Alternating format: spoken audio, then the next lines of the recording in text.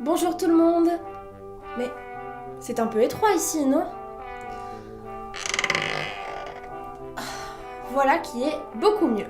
Aujourd'hui, Cinémoi vous explique ce qu'est un cadre au cinéma. Au cinéma, un cadre, c'est une portion de la réalité que choisit de nous montrer le réalisateur. Pour faire simple, tout ce qui est à l'extérieur du cadre, la caméra ne peut pas le voir. Et donc, nous non plus. Tout ce qui est à l'intérieur du cadre, la caméra nous le montre et on appelle ça le champ. Prenons par exemple cette jungle luxuriante. Beaucoup d'animaux et de plantes sont dans le champ.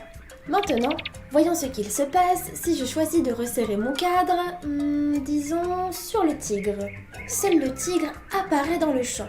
Tous les autres animaux et les plantes en dehors des limites du cadre ne sont plus visibles à l'image.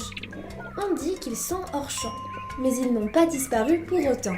Notre cerveau continue de les imaginer tout autour du tigre. Le pouvoir de l'imagination et de la suggestion permet d'enrichir considérablement le contenu du cadre.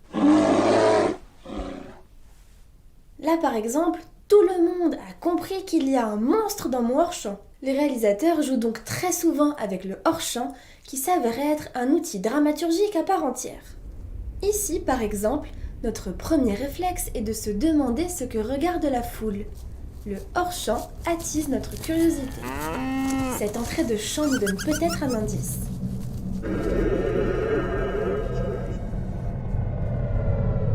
Les voilà tous hors champ.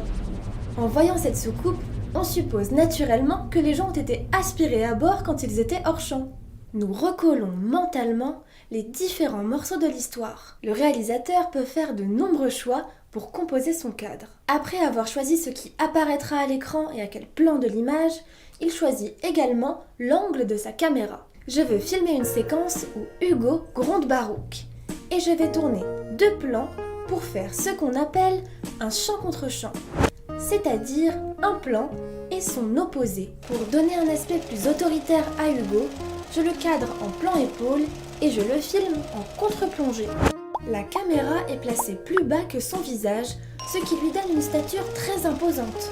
A l'inverse, je place ma caméra bien plus haute que Barouk, en plongée, et je laisse de l'espace dans le cadre. Ainsi, Barouk paraît plus vulnérable et craintif. Voilà les enfants, maintenant vous savez presque tout sur le cadre. Il est donc temps pour moi de vous quitter, mais je vous dis à très bientôt pour de nouvelles aventures.